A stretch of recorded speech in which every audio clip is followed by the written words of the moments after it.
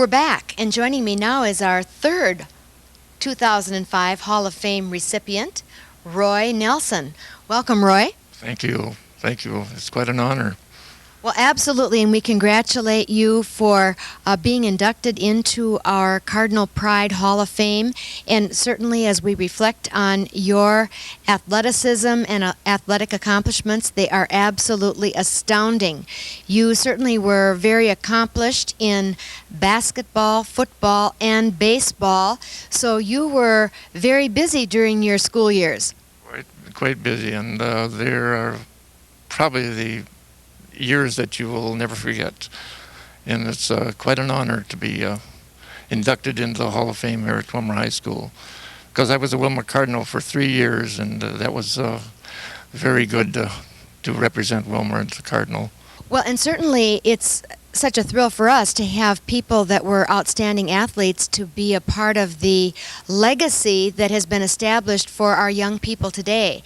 And it's just amazing how our young people look forward to hearing about the new Hall of Fame inductees and then really genuinely honor them. So it's really a thrill for us all the way around.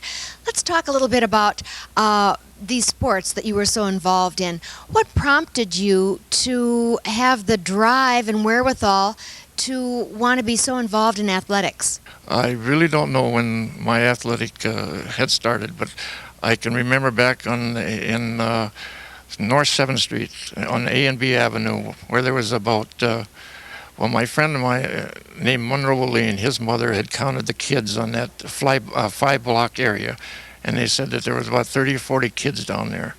And I think that's where my sporting events started, because when it was basketball season, we would have the hoops on every oak tree, probably down on the North 7th Street, and us kids would be shooting baskets.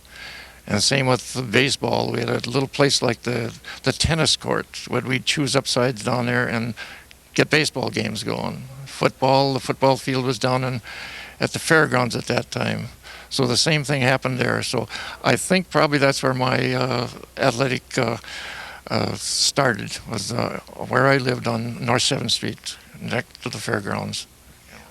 Well, that's a great trip down memory lane, because I think that's true that years ago there were all these neighborhood pickup games and children organized their own activities in the early years. And now, of course, things have changed, and we have organizations that are sponsoring activities for children from the time they're very young. And, of course, that works out very well in this day and age, but it's very different from the way you and I grew up and the types of activities that were available. Yes, that's very true. And I can remember continuing on with my sports when I got into junior high. I tried out for the junior high basketball team, and our coach was Lloyd Lane. And I suppose that's my first high school on the team there. And from there on, I went out for the varsity at the high school and made the teams, of course. And very lucky to make the teams.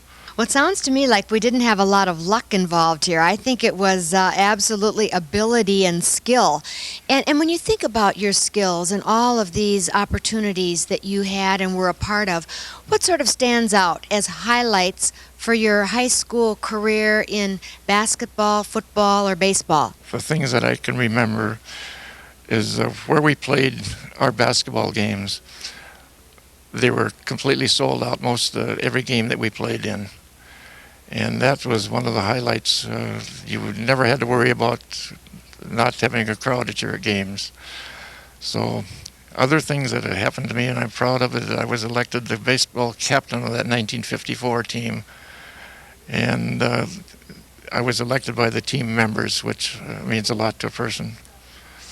And then another memory, I can remember going to the state tournament. And I was the captain of that team, and I had to walk out before 18,000 people out to the center of the court where the captains would meet before the basketball game. So and participating in the state tournament was another highlight of my career. Well, they really are lifetime memories, and as we're having this conversation, I can tell that these have just been outstanding memories for you that become a part of a person's scrapbook of their life story. Very much so. And when you think, you can think of maybe 10, 15 years where people would think about you, but the 50 years, that's a long time. But so we do have some people that are still out there that think about the teams that were back in the 50s. You know, it does mean a lot to us, and as I mentioned, it's so good for our students to see all of the accomplishments that came before them and how they're fitting into this wonderful, very rich patchwork quilt that makes up the history of the Willmar Public Schools. So it's really a thrill for us. You know, there's one thing I wanted to ask you about, because when I've seen talented people do this, I think it's just amazing. But I understand that you're sort of well known for that passing you did on the basketball court where you didn't actually look at the person you were passing to, but that's quite an art. Tell us about that. I don't really know how to explain that, but it was just something that happened to me. It was a person that I was passing the ball to. I think I knew every move that this center, his name was Bobby Anderstrom, I think I knew every move that he was going to make, and when he made the move, he got the basketball from me. And he would go around and for a little hook shot or layup for 2 points. That had to be a real crowd pleaser. That's what they say. It was a crowd pleaser. Yes, yeah. It was very exciting to play with that basketball team that I played with. I'm curious to know, with all of the accomplishments that you had during your high school years, what do your own children and family members think about everything that you were able to do so well? I think they're quite proud of their father, what he has accomplished in his high school career. And I had a couple boys that played hockey, which at that time when we were in Willmar, there wasn't such a thing as hockey in my times. But they went on to play at, one was drafted by the New York Rangers in the 7th round, and the other one did play with the New York Ranger farm system. So they, in their own way, had accomplished a lot in sports. So it's kind of a sporty family that they're from. Well, absolutely, and it sounds like you've covered the waterfront with some of these major sports, so that's exciting for your family as well. And Roy, we are just so proud to induct you into our Hall of Fame. We congratulate you, and I just want to sincerely thank you for the accomplishments that you made to our school system a number of years ago, which are still resonating very soundly today in 2005. So again, congratulations, Roy. Proud to be part of this team here. Thank you. You're very welcome.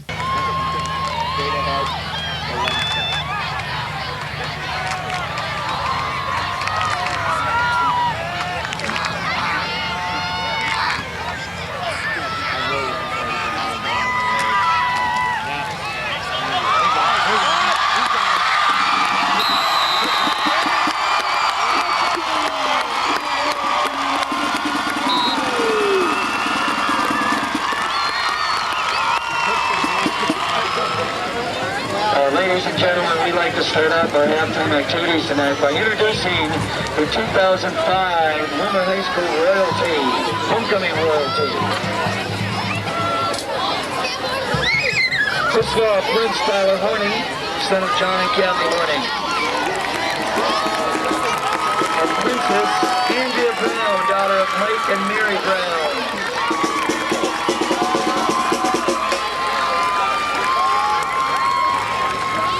Homecoming king is Ryan Emma, son of Virgil and Kathy Emma. And our queen is Miss Olivia Baker, daughter of Dave and Mary Baker. Congratulations to these 4 young people from Willmar High School. Our homecoming royalty for 2005.